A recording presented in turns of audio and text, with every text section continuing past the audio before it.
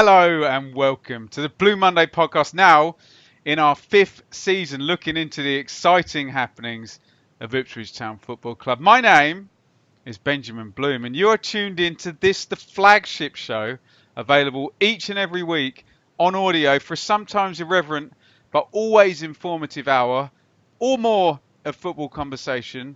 Make your Monday a Blue Monday. I'm tempted to leave the bit on where there was a flagrant attempt to put me off doing the intro, but Mikey Smith, professionalism is, and that is, welcome, Mikey Smith. Hello. It's nice to be on the other side. I think this is my first appearance as a guest for, probably 9 months or so. Do you feel welcome? I do feel. I feel very welcome in your hands, Ben. It's not weird. Richard Stuart Woodward Foot. in the battle of the hosts. We're all hosts. We're all hosts in in a way. this together. High School Musical. Richard, how are you? I'm all right. Yeah, I was going to do the intro as well. We kind of and then Mikey pipped one in just at the last minute as well, didn't he? So yeah, this is going to be, we're all going to be interrupting each other or asking each other questions. We're going to go nowhere, but I'm looking forward to it. The three main hostage people right here. Why have you said Can't that? go wrong. Why have you used the word, for God's sake? Go wrong. It's all right. Enjoy it's all right. Twitter Ben, tomorrow. Enjoy it's Twitter. fine. As long as nobody tweets stat, because he won't listen. Oh, okay. So he won't know. Yeah, but you might listen to that like this much, the first. No, he wouldn't. He wouldn't. He wouldn't. And Ipswich wouldn't be playing Wickham on October the 12th because once again, Paul Lambert alluded, Richard, in his press conference that this one's going to be called off. We get the usual very black and white opinions on this. We've discussed it before, so I'll phrase it a bit differently, Richard. Is this just going to be par for the course now for the season? Every international break, we're going to take the weekend off. Are people overreacting, especially given the reserve teams in the EFL leasing and sadly Berry no longer being with us and those two extra little breaks? And Wickham are very high up in the table and playing very well. Your views on this one, Richard? We had a big old long discussion about this actually on the midweek show, and I didn't get the chance to stick my opinion in there because being a host, as you know, Ben and Mikey, you're there to facilitate. I'm here to bring people together with their opinion. You're there to shit stir today, by the sounds of it, aren't you? Oh yeah, I'm loving this. This is great. But yeah, I would encourage everyone to listen to last week's midweek show to hear more about that. No, that's a joke. I with Stat on this one. Me and Stat agree about momentum. Play the fixtures. The squad's big enough. We have no excuses. The nature of the players that are going out for international duty are replaceable. I don't think there's anyone in the team apart from maybe the forwards where we don't have an abundance of options. I think the Lambert interview was about Norwood and giving him a chance to get some rest because I think he's carrying an injury. So if that's the reason, I can kind of understand that if Keane isn't ready either. But I'm going to be a bit bored, and I hate international breaks anyway. If every time one comes up, we're going to sit it out and use under 20s or under 21s football to kind of justify it. I'm all about playing the games, getting them out the way, and not having a pile up at some point in the winter, which no one wants either. So, yeah, I'm a bit annoyed about it, Ben, to be honest. Mikey? I quite like having the international break because then when my colleagues who support clubs in higher divisions come over to say, "Oh, who are you playing this weekend?" So they say, "Who are you playing this weekend?" when it's the international break. It's a bit of a dig. I can say, "Well, actually, we've got too many internationals in our squad to play." I quite enjoy being able to do that, and also it didn't turn out too badly after the last one. And I don't think we should be playing any games when there's obviously going to be periods of the season where we don't have all of our best players, but why not play games when we don't have to, basically? God, finally got my words out there. That's just where I stand on it. I know that it's not a popular opinion, but it didn't seem to do us any harm last time. It gives the players a little bit of a rest. When else are they going to get it? And also, fixture pile up in the winter sounds all right to me. Well, also, I think the longer you can keep the squad fully fit and keep this rotation thing going, the less likely you are to pick up the injuries in the first place. But we will see. The only thing that's annoyed me slightly, among the many things that have annoyed me on the Ipswich Town Twitter in the last week, but that's just reading the Ipswich Town Twitter, is people still arguing that missing the last one was a bad decision, despite the fact that we now have a fully fit squad and we haven't lost any of the games and we've only conceded 1 goal in them. You can't turn back time and say the hypothetical thing that might have happened would have actually. You can do that about the future, but you can't, But there you go. I'm sure it's going to happen all season. Something that happened on Tuesday night in Derbyshire on the A6, which I'm sure you two are going to be itching to talk about. So lots of allegedlys and on suspicion of, please. Richard's already shaking his head. Former Ipswich lone star, carried us for periods of that season. Tom Lawrence had a lovely old time on a Derby county jolly, but decided allegedly to drive his Range Rover Sport with club captain Richard Keogh in the back, and if you believe some of the stories, Jayden Bogle maybe in tow. Not Jayden Bogle, sorry. Allegedly, Jayden Bogle was nothing to do with any of this whatsoever. He came back. We'll take that legally, we must. Mason Bennett. Jayden Bogle's a lovely guy, great guy. Yeah, absolutely nothing to do with any of this. Anyway, Tom Lawrence in a lot of bother, Mikey. Out of the firing line this weekend. Just as a general point, because we have kind of got the Ipswich link and it's the story we've been talking about, what should happen to Tom Lawrence and Mason Bennett, and does their status as privileged individuals, football players, actually make any difference? Well, the thing is that we'd say, If I did it, I would get sacked. I would in my job because I have you would as well. And DBS, yeah. And I would as well, and it'd be pretty hard getting to my office from where I live without a car anyway. Right. But you can't. If you sack these footballers, then they're free agents, and they'll just find another club. Somebody else will have them, and they'll get a big signing-on fee. They might even earn slightly more money. That one doesn't really work.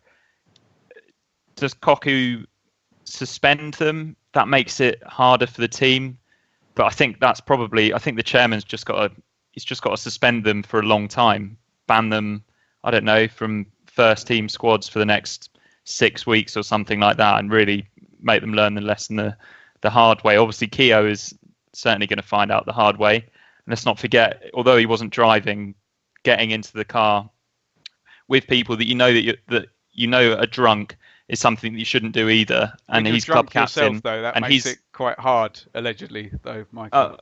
Well, okay, but he's a club captain, and he should be thinking about the younger players. What are you doing? I can't believe that other Derby players didn't say, "Don't do this." What are you thinking? And as for Tom Lawrence, yeah, he did carry us for large parts of that season under Mick McCarthy, and he scored some brilliant goals for us. But he was a petulant little tit for a lot of it as well, constantly picking up bookings for dissent, including he got over 10, meaningless booking in the Brighton game before the derby away at Carrow Road, when he was the focal point of our team. I never met him, but a friend of mine met him on a night out and said, "How did Ipswich get on today?" And he said, "I don't care. I'm only here to score goals." And that's just tittle-tattle, I suppose, but he doesn't sound like he's a particularly good egg, and it doesn't sound like he's grown up by the sounds of it either. Richard, you look like you have absolutely no desire to talk about this whatsoever. Oh, I've got a different angle to it, I guess, Ben, and it's the Derby County angle. I just want to chuck in there that Richard Keogh was an Ipswich Town ball boy once upon a time, so there's another link into it if we needed one. And I wanted to just add in that Jayden Bogle has nothing to do with Ipswich or any of this whatsoever. I'm just going to repeat that right now. Go ahead. And his lawyers. The mind Bogles. Yeah. So I guess the immediate thing that came to mind is what does it say about Derby County as a club that has been seeking to get promotion for the last God knows how many 10 years or what have you, is in the football press for creative ways of funding effectively outspending financial fair play, say stadium sales and all that kind of stuff. Wayne Rooney's strange transfer that is due to happen in January, and Lampard comes in last season, does okay, still they don't go up, but I just wonder what the attitude is around Derby County at the moment, where this kind of thing is acceptable. And I'm pretty certain that the league there'll have to be some kind of repercussions for Derby because of the nature of what has happened. They're a big club in the Championship, and they should be setting an example for the community. And this kind of stuff just doesn't fly. And I suspect Derby might be in trouble as well as those individual players. Interesting. And we must just add that the players were arrested on suspicion. Nothing has happened yet. And but Mikey made a really good point about the players being sacked or released or what have you. The nature of football is that these will be prize assets that will be able to do a job for other clubs, despite the stigma. We've seen it before. I'm thinking of at least 3 examples I can think of players who've maybe even served time, who've gone on. Lee Hughes is the one. Yeah, the goalkeeper who went to Plymouth as well. It was at Plymouth. No, that's it. So football clubs will overlook that, and I think that's why kind of sacking them, as much as in normal walks of life, is what you would absolutely do. It just seems unreasonable that they can find themselves in a good position having gone through that. So plenty more, I think, of legal stuff to happen there. So let's not make too many comments too early, but not a great situation at all. Not I think good. we did want to agree. And just for the last time, Jayden Bogle, absolutely nothing to do with any of this. He went home at 8 o'clock with everybody else. Richard, James Norwood came out on Thursday and said ahead of this game, as an ex-Tranmere player, that he would not be celebrating were he to score a goal. Now, spoiler alert, he's not going to score a goal. But why did he come out and say this before the game? I think that is an own goal, Ben. I think in the kind of PR stakes, but it did cause both Stat and I to run a nice thread of I'm not scoring or I'm not celebrating reaction gifs, because the club were obviously going to put a WWE related gif out if he did score. I just think I think this is a trend that I thought we'd got over. Maybe last season I thought was the last of the kind of, I'm not celebrating, and I just think it's tedious. And if it were me, I would expect our players who come back and score against us to celebrate. I'm not going to get too excited about it. They don't play for us anymore. And I just thought that given he's fostered so much goodwill, I know he respects Tranmere, and I guess that's the primary factor behind it, but it just seems really tedious. And actually, don't talk about it. Just score the goal and then don't celebrate. And he was asked about it though, wasn't he? He didn't just. I don't think he just came out with it. I think he was asked if you score, will you celebrate? And he said he wouldn't. So have we made something out of a non-story? Is that what you're suggesting, Mikey? Well, no. I mean, it is a non-story now because he didn't score. But to say, why bring it up? I think he was asked. I don't think he's just shouting from three. To be fair, I wasn't accusing him of, listen, guys, I know you haven't asked me this, but I'm not going to celebrate. Yeah. I definitely played in Germany. Champions League. Off we go to Portman Road, though, with you two pleasant gentlemen present. There we go. I've got out of that. Jayden Bogle wasn't there. He was in Derby playing against Birmingham. Are you sure? On the bench, 100% on that one. And he wasn't at all leggy. He didn't get cramp or anything. And he wouldn't have even been the best right back in the damn stadium, would he? Hey, Mikey. No, absolutely not. Here's your team. No more 4-4 effing 2 here. The 3-5-2 makes the start here. Holly in goal. Wilson, Skews and Chambers, your back 3. Kane, Vincent Young and Luke Garbutt, the wing backs. You have Downs and Nolan, who are sitting with Judge ahead. Norwood and Jackson up front. We had a little bit of a discussion on the WhatsApp group, Mikey. How close is this to actually the best 11 players? Give me your thoughts on that 11. Well, yeah, I'd say that it's probably the closest we've had to our best 11 so far this season. I think we're all looking forward to seeing Skews drop into that position, because that's been the only the only possible criticism of the back three system is that we don't really have a passer in there. And as Joe mentions, Wolfenden's fairly good at it, but it's not his natural game. And Skews has got much better in the air over the last few years as well. So on paper, it makes perfect sense. Nolan and Downs has also got maybe a bit more balance than Skews and Downs. Skews and Downs is maybe Mikey, a little bit negative at home. It's a way of having a midfield too, getting another one in without having to drop Skews as well, isn't it? Yeah, and we also managed to play all those midfielders and not play Judge out on the wing, which is also a positive. Yeah, I really like the look of that team. I think Wolfenden is a better defender than... Well, he's a better player than Wilson. I'm just going to come out and say it now, but perhaps Lambert was giving him a rest. Perhaps it was also looking at the number 45 for Tranmere. Is it Payne? Yeah. He's a big bloke, so maybe they thought let's give Wilson a go against them because Wilson's a bit of a monster himself. Rich? Yeah, I think what we saw at MK Dons is and this plays out actually later on in the game, is having Scouse in that 3 does allow us to change that back to a 4 if we wanted to as well. So there is flexibility there. No surprises, I guess, that Norwood comes in as well, having sat out at Gillingham for a front 2. So yeah, I think that's it. And I mean, no strikers on the bench yesterday, but you kind of see a lot of options there to change it. Dazelle can come on, Hughes can come on as the latter did, and yeah, I guess the main talking point, I guess, as Mikey's alluded to, is Wolfenden sitting out over Wilson. But otherwise, yeah, pretty happy with that team. You make a really good point about being able to change without a sub, because not only have you got Skews who can do the Christian Bellic or thing that he used to do for Charlton and come to midfield, you've got Garbett who can play all the way down that left-hand side. You've got Vincent Young who could then go and play left back if you needed to as well. So you can kind of get in. You've got Alan Judge who could go and play out on the wing as well there, guys. Well, and I think Wilson and Chambers could play right back if needed as well. So there's Yeah, I'd say that was the one drawback actually of that back 3 is that Chambers moves from the central position.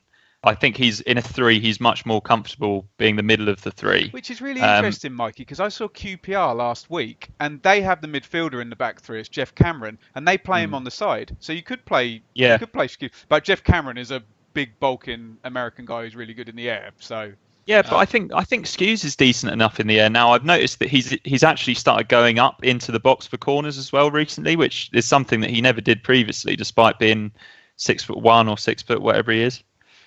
So despite this looking good on paper, I wasn't at the game. I get the impression from you guys that it didn't transmit to looking that good on the pitch. Mikey, you're going to do the first goal. So Rich, can you just tell us how it was leading up to that half-hour mark and how that system kind of bedded in? It had a similar feel to Doncaster a few weeks back. We were very patient with the ball. I was going to drop in there about this 3 at the back. So actually, when we have possession, it's a very wide 3. Chambers and Wilson took up very wide positions to try and give options to find and expose different angles to get the ball forward. But we just didn't create a huge amount of chances, Ben. And Tranmere were okay actually on the ball. Fairly positive, but again, it was just a lack of real clear-cut sights at goal. I think the first effort was possibly Downs on 13 minutes. I think there's a Judge gets in behind, pulls it back to the edge of the box. I think Downs who gets on the end of it and just goes over the bar. But that was the first real sight of goal at 30 minutes. Otherwise, it had just been possession, going back and forth, and not a huge amount to talk about, to be honest. So the goal was kind of blessed relief, frankly, from what could have been quite a turgid first half. Blessed relief. What a goal. Yeah, so, on the Sabbath day. So you look like Randy Jackson with that, on American Idol with the big whatever they're advertising. Yeah, I'm not sponsored. Sorry. Coca-Cola glass. Yeah, goodness. It's the Euro 2020, Germany versus Slovakia celebratory cup. Euro 2020 hasn't happened yet. Euro 2016. Apologies. There you go. It's a cup from the future. Yeah. We can celebrate the future and cancelling international breaks. Here we go, Mikey. 35th minute. Luke Garbett, ridiculous free kick. Has anyone seen what the XG of this was? It's got to be like 0.03 at least or something, hasn't it? Well, I hope Mikey's going to talk about the wall construction in the build-up. Go ahead, Mikey. Oh, yeah, nice one, Rich. I was actually going to take it back a little bit further and say this was the first time that we saw Vincent Young drive forward with the ball, and we saw his sort of trademark left foot step over and then driving inwards into space. and he almost set Judge up. Judge had a reasonable shot that was charged down, and then the Tranmere player handballed it, but it was 30 yards out, wasn't it? Whereas Mullen, he really doesn't need. That's a really stupid free kick, by the way. He has no need to stick his hand down there at all. Yeah, and, I mean, the fact that the goal comes from it is makes it worse. Sorry.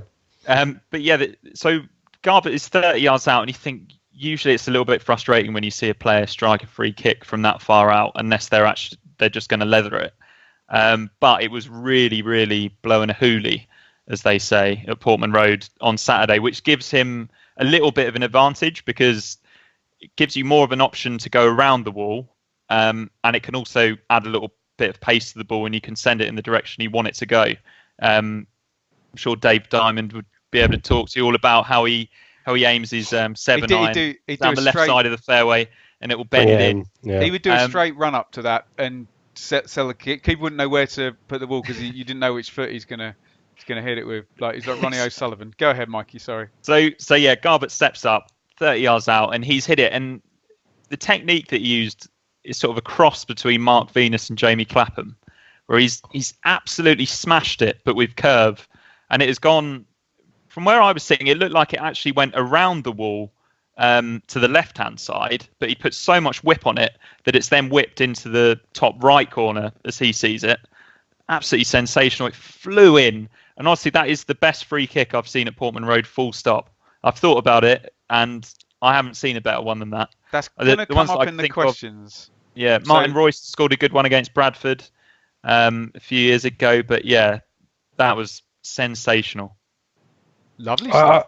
Let me talk about the wall if you want. If you want to be nerdy, you talk about the wall, Rich. Because this is what people build the wall. Who's going to pay for it? Well, Tranmere are going to pay for it. Boom. So this is the first time that Davies in the Tranmere goal, I think. He has a bad game, Ben. This is not a good day for the Tranmere goalkeeper. And it takes them about 30 seconds to a minute to figure out what they're going to do. He changes his mind a few times which side he's going to be. Eventually settles on, I'm going to put the wall on one side, on the right-hand side post, which Garbutt ends up hitting over the top of, and I'll stand the other side and leave it open. But there was a total disconnect between the defenders and the keeper, what they were going to do. And I think Garbutt, to be fair to him, it's just a brilliantly placed free kick. It's got power, as Mikey says. But in the end, it made me think the keeper doesn't really know what he's doing here, and he looked a little bit unsettled. And thankfully, Garbutt, it didn't matter because he hit it so well. But it just introduced to me a little bit of doubt in the defence. Do you remember that guy he used to play for Leon, Juninho Pernambucano or whatever? Oh, wow, yeah. It reminded me of the way he used to take them, where you're not outright blasting them, but you're still curling them, but they still really fly as well. Mikey, sorry, go on. Well, Juninho quite often used the knuckleball technique, which Pirlo later said that he worked out when he was sitting on the toilet one day. Very tenuous. I was just going to say that was the first goal that went into the brand new blue and white net. Yeah. Will there be any better than that at that end? Lovely stuff. Our own Joe Fairs had tweeted out that the magic number regarding the possible clean sheet record was 47 minutes. So let's take you to minute 39, Richard. And Stefan Payne. Am I right? Is Stefan Payne a Paul Hurst guy? Did he play for Shrewsbury? Ooh. I'll look it up while you were talking about this goal, but I'm sure he did, didn't he? Anyway. He was crap. Well, let's talk about this goal because there's a lot of crap involved in this. It's on the score sheet though, Mikey. This starts with Chambers. I have to talk about this. It's a long ball forward from left back down the line to Chambers. And Chambers is being marshalled by Mullen, but under not a huge amount of pressure. There'd actually been a similar situation a few minutes earlier, and Wilson had on the other side had controlled the ball out for a throw-in, and Chambers kind of thinks, I can do that as well. But actually what he does instead is control it into the pitch, plays it into the path of Mullen, who runs it on. We're a little bit short at the back. Wilson gets back and lunges in. Because dives in really badly. I think it's Wilson, possibly. On the first, as soon as Chambers touches it, there's two mistakes within like 1 second, Rich. Because Chambers touches it and then Skews dives in. So two of your defenders are gone. And then Garbutt runs for the heels inside and leaves a huge gap outside. Anyway, continue. Yeah, we're all over the shot. I mean, to be fair to Chambers, the mistake is bad, but we do have an opportunity to get things back under control. But as you say, our positioning is all over the place. People diving after the ball. Mullins finds Payne. He feeds out wide to Dans, who's in absolute acres at this point, as you say. Plays it down the right. I think it's Caprice. I just have, it's a reference back to the 90s that is in my mind now. But let's say it's Caprice. Tony Adams could tell you, apparently. Yeah. Do the lawyers need to get involved in that one? No, that's fine. Okay, that's fine. Yeah, continue. So yeah, Caprice drops the shoulder, beats Garbutt, I think. Wasn't born. Okay. Who's and I don't know where to go with that. Then I'm going to keep going. I'm going to plow through. Like Tranmere did. Yeah, and the cross from Caprice goes across right in front of the goal, and this is Holly, Wilson, Scouse all in the way, and of all of the people it falls to, it's Payne. It basically hits him and goes into the corner of the goal, and it's a pretty crappy goal. And what is more is you could have felt that we were fortunate to be 1-0 up on the balance of how the game had gone. It was a fairly even first half. So you take the 1-0 lead and you think, well, this is us now. We hold on to these kind of leads and win 1-0 and we hold on for the rest of the match. But this game resets it all and is a bit of a disappointment. But it's such a crap goal to concede with so many opportunities to avoid it happening altogether. Rich is one mistake and then everyone's trying to cover the first mistake, leading to another, and then away you go. So we get to half time and this change of shape, when does this occur, Mikey? So the change of shape, actually, I first noticed it immediately after Garbutt's goal. I don't know whether it happened slightly before or not, but I think it was the end of the half. I think that's, I'd agree with that, Mikey. Like 5 minutes before, around the goal. Yeah. Well, I noticed. What did he do? I noticed it straight away. So Skews came into midfield, and at first I thought Judge had sort of gone out onto the right, and Nolan on the left, but then it sort of changed very much into a diamond as it went on. But so Skews into midfield, Vincent Young and Garbutt as fullbacks, and then Nolan on the left. Yeah, and then actually it ended up being Downs kind of on the right with Judge at the tip and Skews at the base of the diamond. And straight after half time, Ipswich back into the lead, Mikey, on 48 minutes, Caden Jackson. Yeah, absolutely. So this was another free kick from Garbutt, fully... Do you think this was an attempted knuckleball, Mikey? We mentioned the knuckleball already. Or did he mean to do this? I think he meant to drill it hard and low, because I don't think there was even a wall for this one, was there? It was that far out. It was two players, I think, but quite clear into the goal, not near the free kick. Which under the new laws doesn't class as a wall, does it? Because you have to have 3 to be able to stand within 1 metre of it. Carry on. There we go. And he's just gone to leather it, and obviously they'd spotted that the keeper wasn't particularly good. And he actually slips as he hits it, but still got decent amount of power onto it. Garbutt got a fair bit of power onto it. Davies spills it, and it was actually Norwood that followed up quicker. I watched Norwood and Jackson were both very sharp, both reacted to it very quickly, but Norwood sort of gets bundled over. And I think as Davies has gone to reach to try and get it, he's just pushed it even better into the path of Jackson. He just smashes it in and runs off celebrating, absolutely buzzing. And Norwood was probably a little bit gutted that he didn't get on the end of that one. I think it was Judge, actually, Mikey, rather than Norwood. He was bundling with Jackson. Okay. Yeah. Well, I'll have another look, but I'll take your word for it. I'm in the North Stand, and it's Judge who's the one who's celebrating with Jackson to start with as well. But yeah, it doesn't matter. It doesn't really. Because the way I saw it was Norwood was still on the ground when that happened. Oh, possibly. I might be wrong. Yeah. We're all right. Semantics. Everybody's right. Semantics. So 2-1. It's a nice thing to disagree over, though, isn't it? Yeah, petty things, isn't it? I meant more up scoring. Who doesn't score the goal? Who doesn't score the goal? 2-1 just after half time. Rich, how does the game shake out now before the next goal? Do Ipswich then push on, or do Tranmere come back into it? Is there any threat of it going back to 2-2 before we get the Nolan goal? Not really. Again, I mean, the pattern of the second half is that Ipswich are quite relentless. I don't think it's not possession football. We're actually, it's waves of attacks that we have. There's a really great, there's an offside goal on 58. It's Norwood who feeds Judge, who cuts in and has a shot. Again, the keeper spills it and Downs is there and taps it in, but he's offside.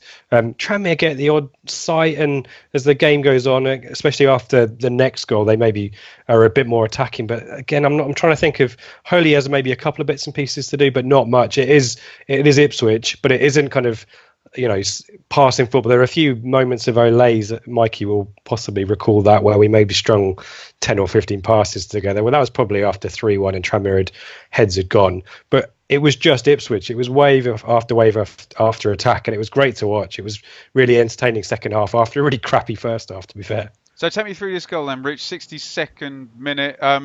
Jackson's going to use his pace and Nolan in the right place, yeah? Yeah, so it's a great ball by Judge to feed Jackson, and it's a 1v2 situation for him. Have we settled on the number 6? Have we mentioned the Tranmere number 6, who's an absolute unit yet? Enormous. What is it? Monty, whoever it is. Well, and Nelson, he's up against the two of them. He beats the number 6 for pace, cuts him behind. Python. I wasn't suggesting anything else. Okay. Don't know why you're giving me that look. Mikey sent us a WhatsApp message which he was impressed. And he cuts in by Nelson. Again, keeper. This is all about the keeper. He's quite quickly off his line to try and save this. It's not a great hit from Jackson, to be honest. I don't know if he's trying to dink it or play it under the keeper. But unfortunately for the keeper, he does make the save, but it rebounds up in the air off Nelson's knee or his thigh. And Nolan, who has been freed up by the fact that Scouse is now in midfield, has an empty net to head it into, and the North Stand, Portman Road, is in delirium. It's 3-1, and Ipswich, it's game over pretty much after this point. So I've heard this on the commentary from Mick Mills, and Mills is arguing that when you play the 3 at the back, the 2 guys that can get forward are the wing backs, and he would prefer it if they were further back, which is strange as a fullback, and Scouse is holding, and then the 2 midfielders can get forward. Is there not a scenario, Mikey, where you can play in such a way where they can all kind of get forward at different times rather than it being quite so rigid? Yeah, I think so. But if your midfielders are going to push up quite high, I think it just has to be the wing back that goes forward is dependent on what side of the pitch the ball is on. So it's quite simple. If the ball's going down the right-hand side, Vincent Young has license to go as far forward as he wants. But what Garbutt should then do is tuck inside and play more as a left fullback rather than a wing back.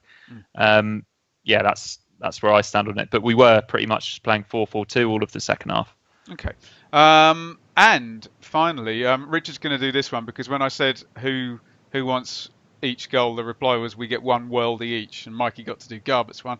So Kane Vincent Young finally scored. I say finally, he's only been here about 5 minutes, but second goal in 2 games, and he scores the goal that our own Joe Fairs wanted him to score, where we get the step overs and then we get the finish after it. Yeah. Take it away, Rich. 70th minute, and here comes Kane Vincent Young. And finally, and it's earlier than I'm expecting as well, I've got the klaxon for the Thomas Holy assist, albeit it's a really crap free kick that nearly goes out of play. Low free kick that goes out to the right hand side, and Vincent Young is just about aware that it's going that way. He keeps it in. He's in quite a lot of space on the right hand side, and eventually gets. They've reset for the free kick to go long. They have, right, yeah, okay. I think so. And he gets it actually to the corner of the 18-yard box before anyone is kind of comes to stop him. And at that point, as Mikey's already explained, we've got the drop of the shoulder, the cutting on the left hand side. It gets to the kind of the outside, the ring outside the 18-yard box. 2 defenders both come to him. Again, the step over, and then he curls a shot in into the corner. terms of step overs per second. Is that insane, the KVY metric? Well, and I think it was Joe who was saying it. That we were like comparing it to Vilnius, weren't we? But the Vilnius step overs you could see coming from a mile away. Someone joked. I remember hearing someone joke in the stand. They used to practice with a beach ball. His step overs for Vilnius. Vincent Young's step overs are so rapid, and he's so quick on the ball as well. He's so incisive, and it's a lovely finish. I think you can't see it on the replay.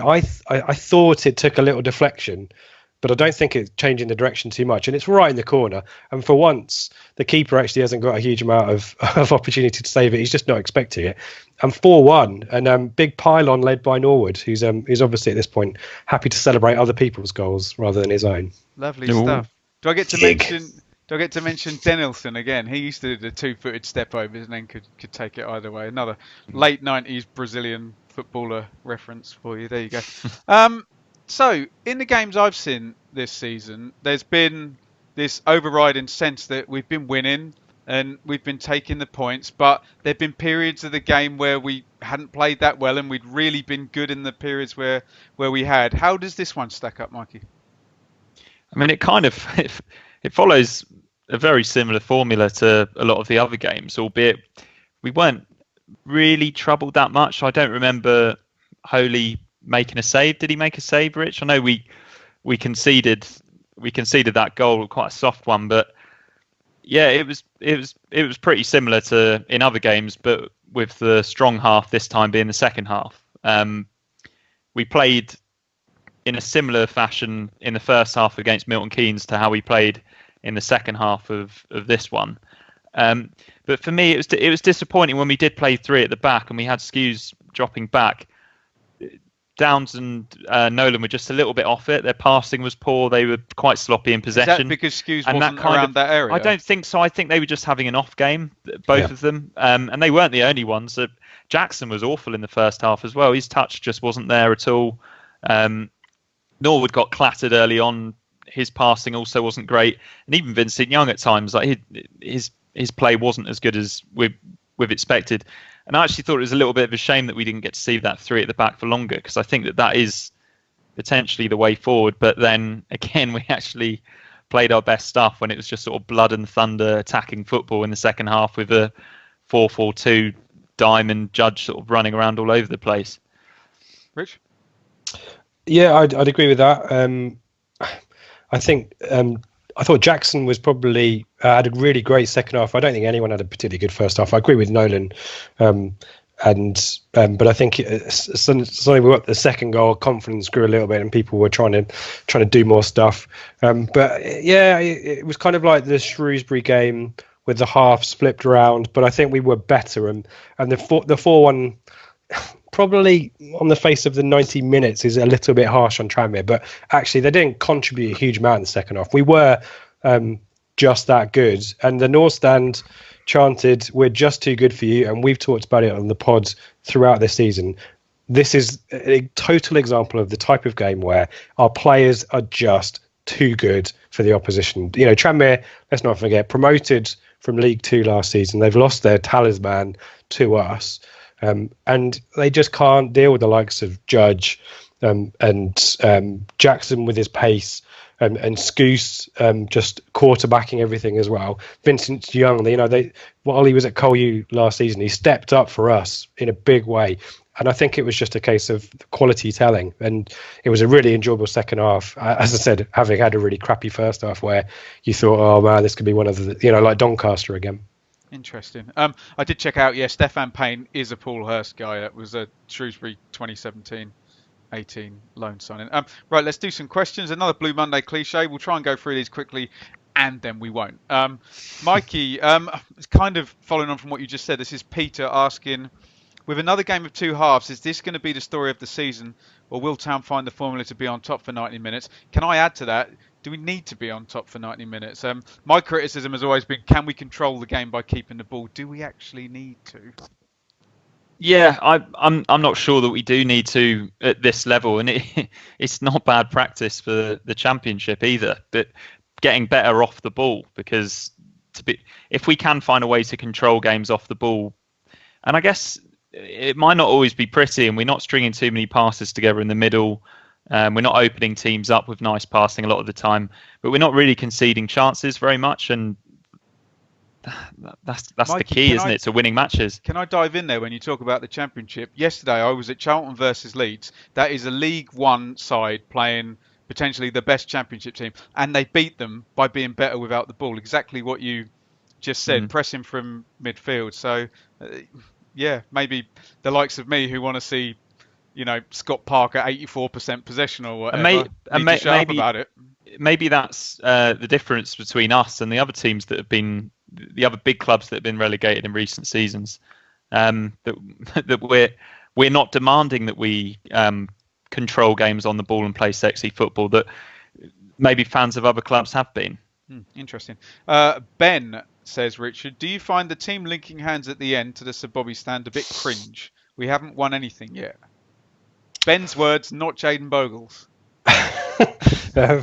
I applaud the intent behind the gesture, as in trying to certainly unite the play, because it used to be Chambers was the lone wolf doing his fist bump, and Knudsen got involved, and Scouse was a little bit embarrassed to do it. I like the idea of players and supporters having some kind of gesture together, and it's really good at away games when we do that. I do accept it's a little bit contrived, and it's the kind of Paul Lambert just Borussia Dortmund kind of special, isn't it? Yeah, Rich, we're in the age of GIFs and tweets and little 2-second moments now, aren't we? And I totally accept the Ben's suggestion that let's save it for maybe if we beat someone like Man City in the third round of the FA Cup, and we do that, or we do that after winning the game that cements our promotion or something like that. But I still think there is a little bit more work to do just to establish the community, the club, the fans, the players all together. I don't have a problem with it too much, but maybe every week is pushing it a little bit. Rich, well, we'll take it every week because that means we're winning every week. But true. You say Lambert got it from Borussia Dortmund, but I thought Norwich City invented this thing. Oh, you're right. No, you're right, Mikey. I apologize. Yeah. You've mentioned him now, haven't you? Hey, you're on Palace, your second team. They beat Norwich, didn't they? They're the team that I watch as much as Ipswich, but I don't have a second team despite living away from Suffolk. Okay. I don't feel the need myself. I suspect you see more of Crystal Palace than I have Coventry, but I will leave that comment there. That veiled little dig there. Someone tweeted me this week, said, Ben, you do realise you've been to MK Dons more than you've been to Portman Road this season, because all my Ipswich games have been away games. So I'm the ultimate loser in this battle, aren't I? So there we go. Just to talk about, I don't want to just dig Norwich just for the sake of it, but I thought they looked particularly poor yesterday. They've got a bit of a goalkeeping injury crisis as well, but a lot of this overplaying in bad positions. In Palace, the high presses, particularly the first goal where they won the penalty, was Norwich trying to be too clever in their own half and got caught out. So maybe a bit of schooling needed there, a little bit of humility that you can be Man City, who are probably a little bit off it on their day, but you can't do that every week. Enough of Norwich. This is at Tractor Girl 7, Rich. Why do you think the EFL programme on Quest barely mentions us, even though we're unbeaten and top of the league? I'll take that. Do they still have the Championship on there as well? Yeah, but it's first hour is Championship, and then the last hour is half an hour is League One, League Two, isn't it? I think it's quite good. It's quite good, Ben. You should watch it. I just watched it. It's better than it used to be. If you go on the Sky website, they just show you little highlights packages, and they do it straight after the game as well. So, yeah, but they now have pundits that know a little bit about the leagues. So I upset Adam Virgo, didn't I? So they're pundits. Sam Parkin. They're pundits. I spoke to Sam Parkin. Yeah, he's quite good. He's excellent on League One and League Two. Yeah, and he's played for most of the clubs. So. But in response to Tractor Girl, it's us. Amazingly, us winning at the moment is not a story. It would have been a story if Tranmere had come here and won, and James Norwood had got a red card. But sadly, us winning at the moment is not a story. We're a big club for this division, and I guess that's what they're going with. I think that they try to be a little bit different to match the day, and that they will try and pick the best games or the game. Obviously, in League One, sometimes it will be the games where they've got more than one camera as well. And yeah, but let's just enjoy the fact that although we're only on for 30 seconds, it's 30 seconds that you can actually enjoy.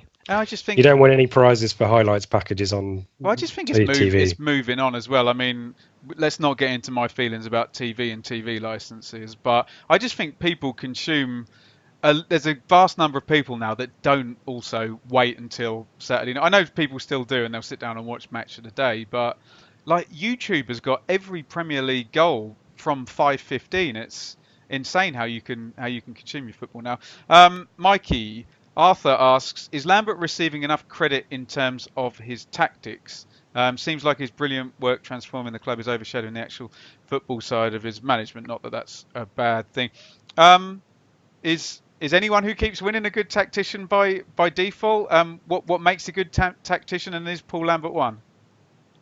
I don't know, because we do seem to look a little bit clueless at times, but maybe that is the fact that we're changing personnel.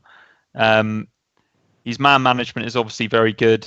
One thing I will say tactically, he will mix it up. He will change it, even if things are going okay. Like we went 1-0 up against Tranmere, and he still changed it because he thought it wasn't working, and then it works out for the better. So he's obviously fairly tactically sound. You know more about tactics than I do, Ben. Like, Well, where do you stand on it? The two I would say is the away games I've been to are Burton, where 53 minutes is early and he went to 3 in midfield. And for goodness sake, MK Dons, he changed it after 90 seconds when they presumably had practiced 3 at the back. So, yeah, he seems to be. I mean, I just remember us burying him for everyone in the ground seeing Steve Morrison walk onto the pitch at half time and just stand next to Miles Kenlock, and Lambert kind of trot out then with his jumper on and not spot this until we were 3-2 down or what have you. So it seems a far cry from that, but sometimes you do wonder about the actual influence of tactics when all the players are confident and they're playing well and the team's at it. It's the minuscule difference, and as you've said at this level, Rich, sometimes having 20 players who are clearly in the better echelons of League One players helps quite a lot, doesn't it? I think the big tick in his box, which is helpful for a while, hopefully not too long, is he knows the division. He clearly knows how to win matches in this division, which is sometimes you just got to go for it. You know, you just stick all your attacking players on and just flood the opposition and hem them in. And the second goal, the third goal yesterday was us coming out of half time, probably on the back of a bit of a bollocking because we weren't very good, and just going for it. And yeah, there's something to be said for the quality players, but there's something to be said for League One. And we've all tried to make opinions and give predictions about how League One goes, and none of us have got it right. Every week we kind of get caught out about how simple it seems to be for us. And I would suggest that that's not fluke, and that Lambert obviously knows something more than we do. And I think there's something to be said again for evolving that style as we go through the season if we want to go up and stay up in the Championship. But for now, he's got a lot of credit in the bank. ITFC Mark says, any concern of lack of link-up play between Jackson and Norwood, not as potent as it was in the first few games. Mikey, is he asking too much there? Do we actually see an old school York and Cole, Toshak and Keegan, actual two forwards linking up anymore? Or we already mentioned how 3-5-2 might be the future. Is if this does continue in this way, do we end up with a 4-2-3-1 or a 4-3-3? I'm not sure, because Jackson did get himself quite a few chances yesterday, and that might have been himself though, or was this linked? No, he was played. I don't want to hijack the question, okay, Mikey, because he asked about the link up. That's my fault. Yeah, but Tranmere were clearly man marking James Norwood though. That he got smashed a couple of times early on in the game, and every time he got the ball, he had a player really close to him, at least one. It's difficult to link up when you're in that position, and there will be times as well where it just clicks, and then other times when it doesn't click as much. But that partnership works yesterday. Norwood, you'd probably say, was a 5 or a 6 out of 10, but him being there enables Jackson to then become a 7 or an 8. They don't necessarily have to work in tandem the whole time to be a successful partnership. But yeah, I suppose it is a little bit concerning that we're not seeing like the 1-2s and the flick-ons and things like that. But Tranmere was very good in the air yesterday, and Norwood will win his fair share in the air, flick it on for Jackson to run onto, but that wasn't really on yesterday. One thing we do know about League One so far is that when you have an ex-player, like Nolan got absolutely smashed at one point against Shrewsbury, didn't he? And Norwood, there's the hatchet job still exists in League One. Anyway, sorry, Rich. I think there's a bit of a rivalry there. The action I explained, the Flynn Downs offside disallowed goal, Norwood is through. He's got Judge on one side and Jackson on the other. Jackson is in absolute acres. He chooses to pass to Judge because I think Judge is going to give. He thinks Judge will give him the ball back to then have the chance. And I think there's been a few examples. Maybe Bolton, I can remember. You know, these games don't matter because at this point we're 3-0 up. At Bolton we're probably 4-0 up. And so the link-up player that I've seen is them not linking up and choosing to maybe take the selfish option. As long as we're winning games and as long as each of them are scoring every now and then, I'm okay with it. But I do agree with, is it ITFC Mark? I think the thrust behind the question is, do they need to complement each other a little bit more? And I think maybe they once they've got the kind of selfish goal scoring competition out of the way, I think maybe they do need to work on that a little bit. Average FIFA Dad has asked about the shape in the second half, which I think you've explained. Tom Richard says, I sense that Chambers would step aside to a coaching role if we're promoted this season. Wilson and Wolfen look like they could become an effective partnership at championship level. Would you agree? Yeah, I'd agree with that. And then you've got Enciada in there as well, potentially.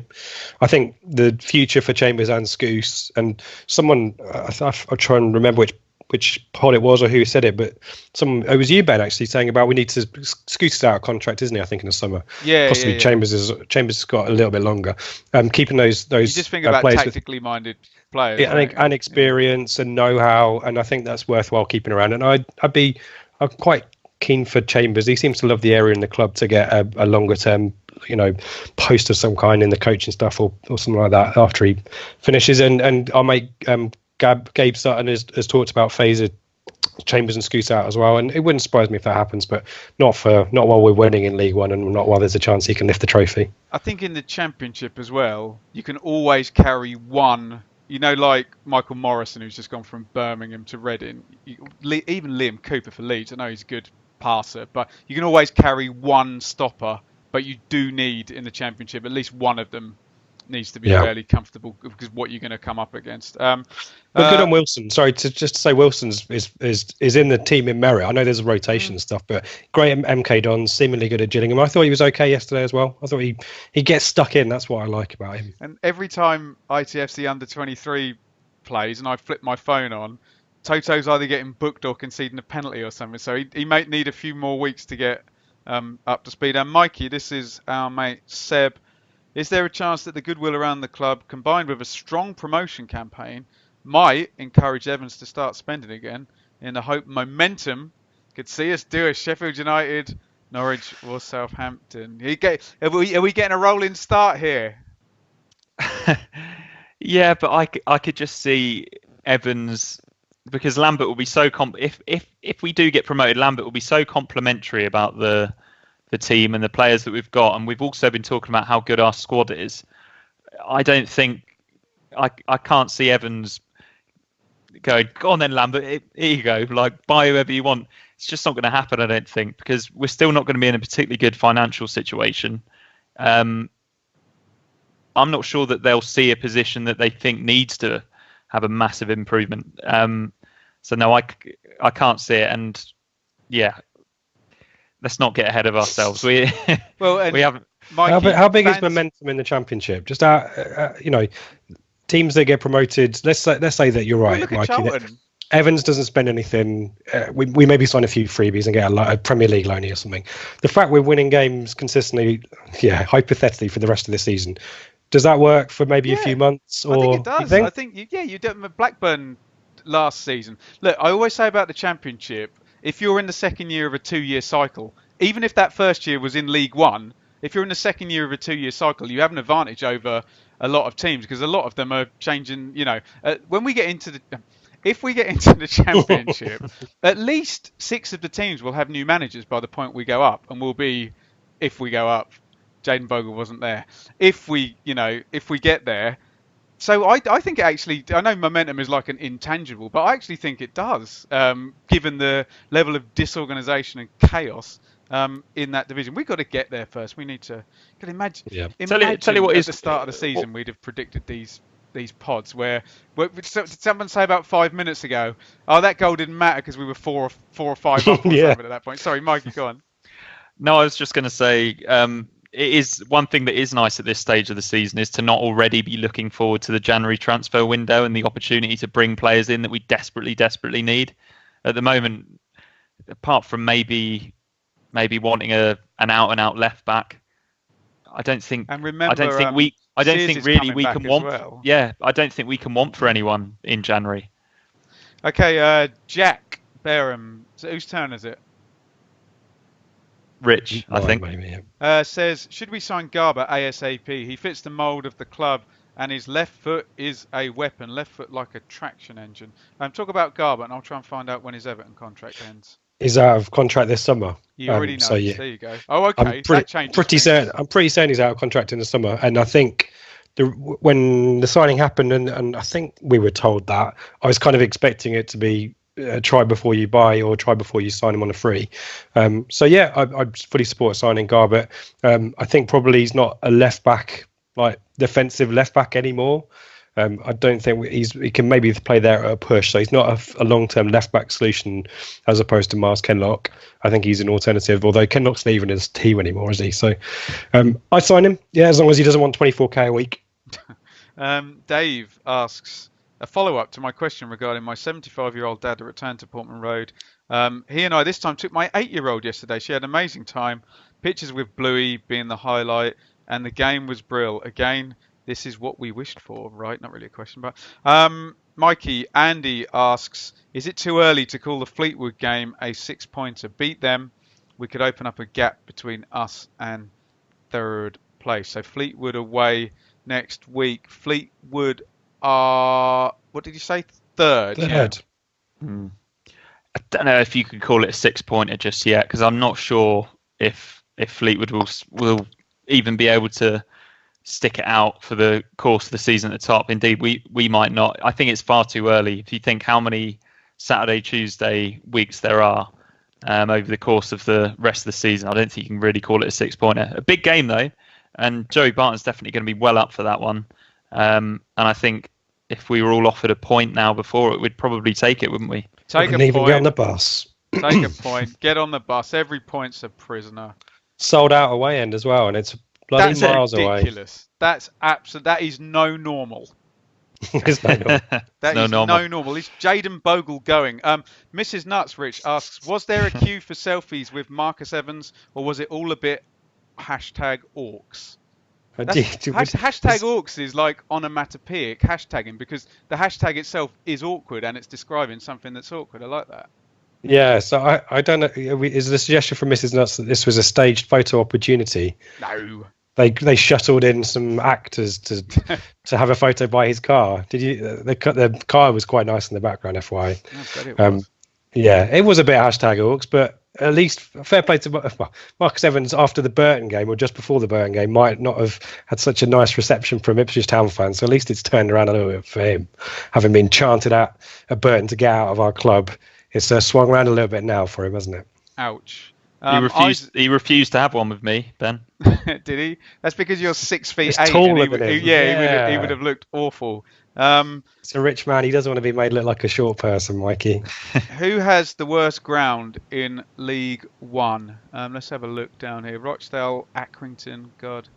Gillingham went there the other week. Rotherham have got one of the best ones. The worst one, Ben, you don't need to look, is Milton Keynes, because it shouldn't be there.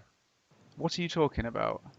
And Coventry City Stadium is also a disgrace. It's all got very political all of a sudden.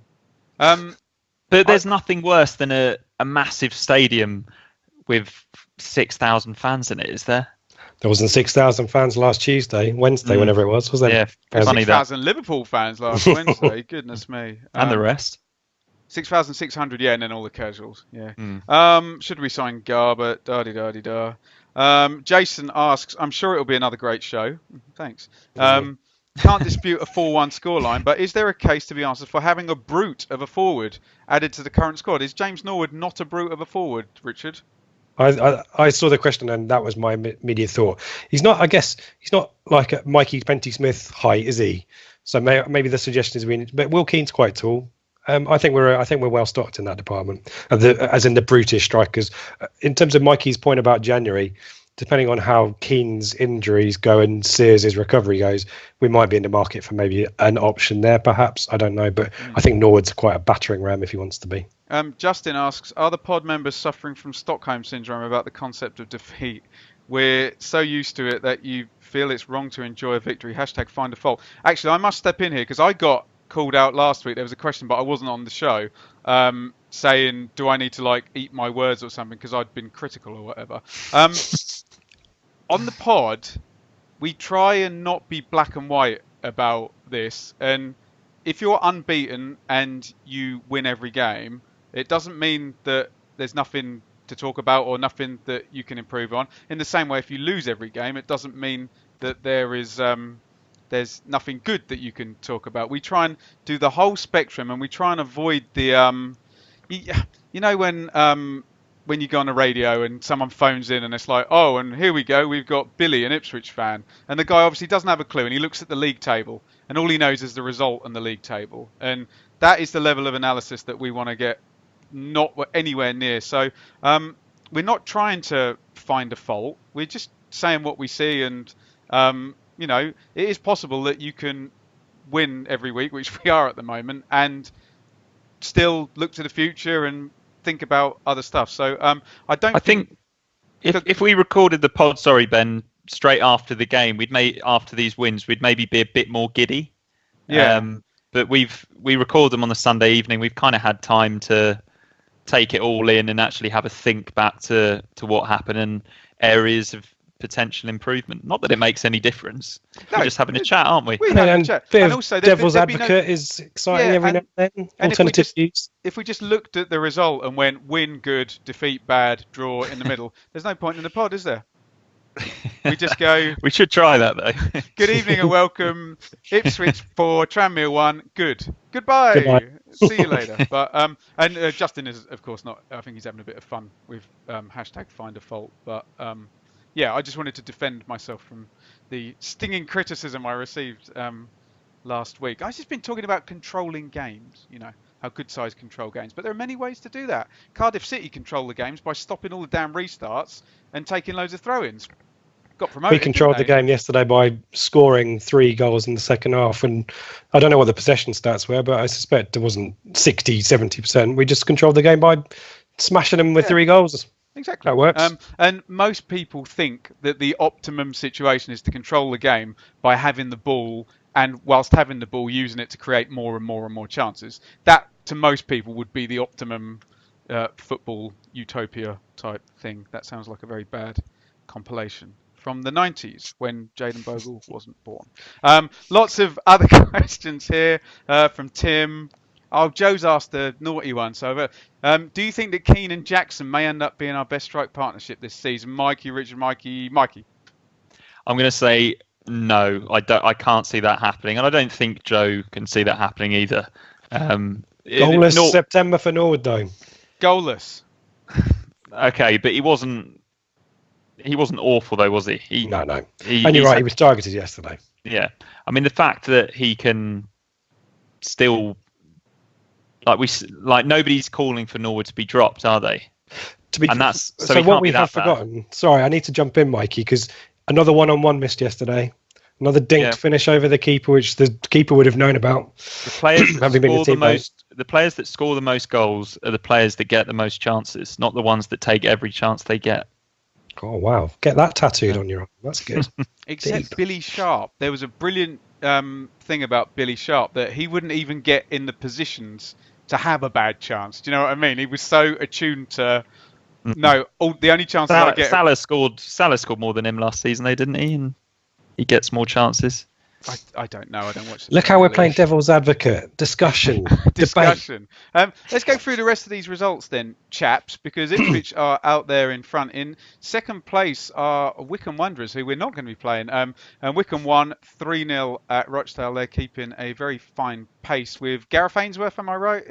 Managerial seat. Fleetwood up next are in third spot. Fleetwood pumped Shrewsbury 3-0.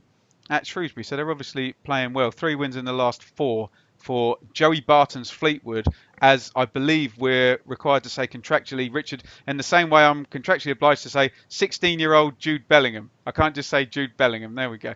That's a Championship Birmingham-based gag that only Richard will get. He's very good.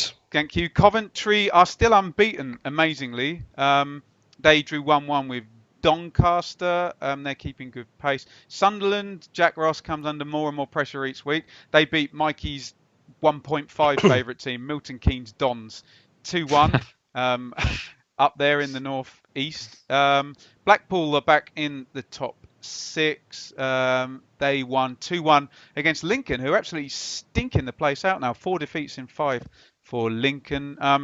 Marcus Stewart's Bristol Rovers he's got nothing to do with them, but they'll always be Marcus Stewart's Bristol Rovers to me. They beat Rotherham, who we all expected to be up in the top 6, but Rotherham down in 13th. They beat them 1-0. Peterborough, who are scoring billions of goals every 39 minutes, apparently they score.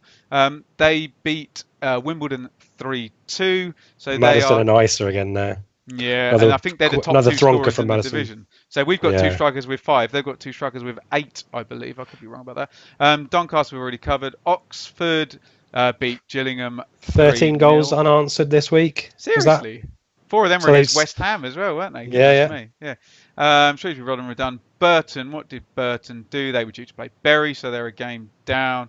Accrington won away at Southend. Southend are terrible. Tickets on sale for that one this Monday, I would assume. Pompey, I'm going to be in the way end for Southend because they won't let me buy a ticket from Southend. How about that? Because I've never bought one before. We're massive, hey? Extra security needed. Pompey beat Bolton 1-0. Pompey down the bottom there, got pasted by Southampton in the week. And that is just about the size of it. My extrapolation, gentlemen, says here, even with 44 games in this league, that we have 2.4 points per game. That's up there with when Mick won his first 5 games in 17-18, and it was 3 points a game for a while. 105.6 points projected in a 44 game season. So that would obviously be another 4.8 points if that was a 46 game, which would take us over the 110 mark. I think we need to recalibrate our expectations here. Top scorers Norwood and Jackson both on 5, although as Richard very contrarily pointed out, no goals for Norwood in September. Jackson may be in better form. Assists we don't believe in because Jonas Knudsen gets an assist for passing it to Bersant Selina, who then runs past 3 players and curls in the top corner. And Thomas Holy gets one for passing it to Kane Vincent Young. So we'll go for key passers. Luke Garbutt, 1.8 per game. Andre Dezelle, always high, 1.7 per game. Alan Judge, 1.6 key passes per game. The league high, James Coppinger from Doncaster with 3.1 key passes, plays number 10 every game for them. Are you ready for Play Your Stats Right, Richard and Mikey? Bring it on. I'm pitting you against each other. Now, we should point out that Mikey works for the Premier League and may have an advantage here, okay? Because this is a Premier League-based question, okay? So what I have done is I have looked up the top scorer in the Premier League for the past 10 seasons, okay? I'll give you the first one, and then you can take it in turns to say whether the next one was higher or lower, okay? So we'll go with Mikey first. In 2009, 2010, Didier Drogba scored 29 goals in the Premier League for Chelsea. The following season, Carlos Tevez and Dimitar Berbatov were tied, but were they higher or lower than Drogba's 29, Mikey? They were lower. That was quite a low one. I feel like maybe 19. Yeah, 20. He's good. So that's a point to Mikey. So Richard, Drogba and Tevez tied on 20. Oh, Robin van Persie in his last season for Arsenal, higher or lower than 20, Richard? Higher, but not by too many. Maybe 25, was it? Oh, he got 30. Yeah, he aced 30. Wow. Season. Yeah. So you've each got a point. Next season, is Robin van Persie again, Mikey, this time playing for Manchester United, but did he get more goals or less goals than the 30 he got for Arsenal the previous season? I think he got, so I'll go lower. I think he got 27. He's good. He got 26. So that's 2 points to Mikey, 1 for Richard, although Richard is getting a few softballs here. Luis Suarez for Liverpool, who was amazingly suspended for the first 4 games as well, was the top scorer. Did he get more or less than Robin van Persie the previous season? I think it's higher. I'm just trying to figure out how many percentage of his goals were against Norwich. All of them. Yeah. 33? He got 31. Yeah. So that's 2-2. We're into the 14-15 season here. And Sergio Aguero! Did he get more or less than Luis Suarez's 31, Mikey? Less. Less he did. He got 26. That's 3-2. No one has got one wrong so far. So Aguero got 26 in 14-15, but did Harry Kane in 15-16 for Tottenham get more or less than Aguero? I'm gonna go more, but not by much. Maybe 1 goal. Oh, that's unlucky. He got 1 Have I gone wrong? 1 less. 1 less. He got 25. But Mikey Harry Kane was also top scorer the next season for Tottenham. Did he get more or less than 25 goals that he got the previous season? I'm going to say more. He did. Oh, Mikey's 4-2 up now. It's that man's favourite score. He got 29, but I believe he scored like maybe 7 or 8 goals in his last 3 games. I think he got like 2 hat-tricks. Yeah, I think pens as well. 4 at Leicester or 5 at Leicester. Yeah.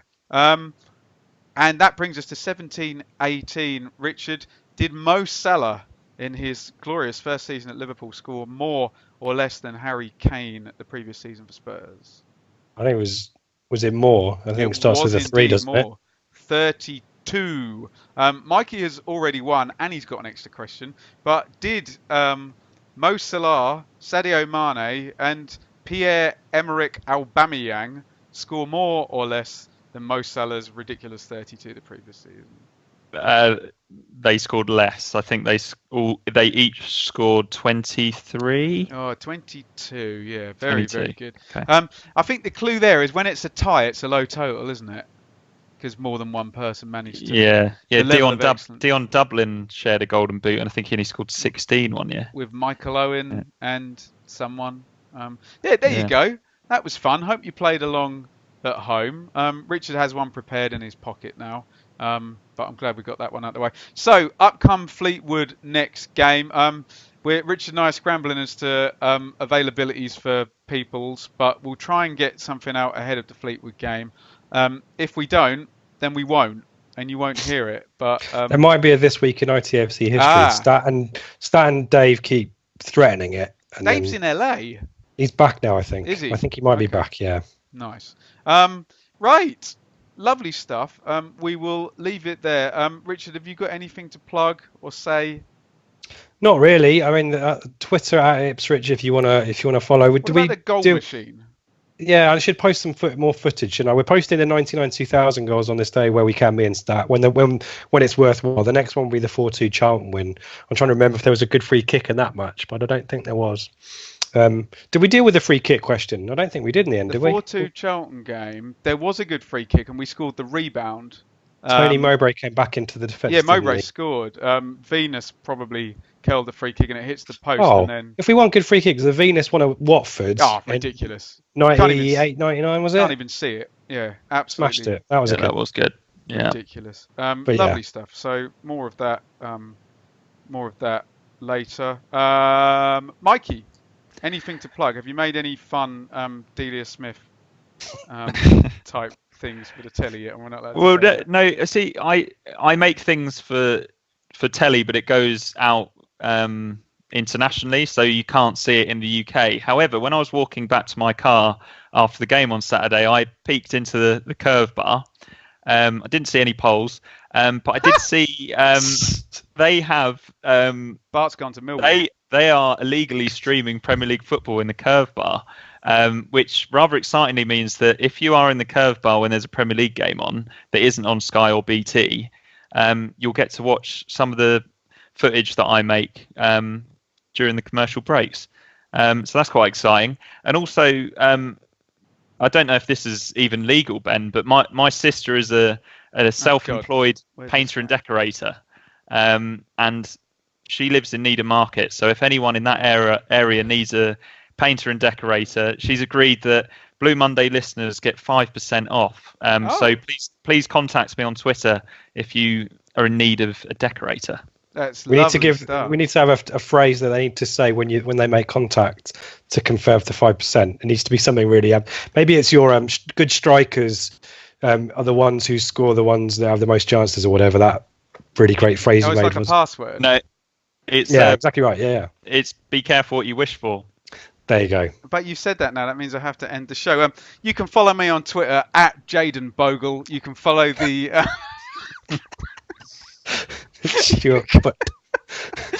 You can follow the channel at Blue Monday ITFC, and you can watch this on YouTube. Just type in Blue Monday, and it will all come up. Right, I've got to not talk over when Mikey does the sign off, so I'm going to count you down, Mikey. 3, 2, 1.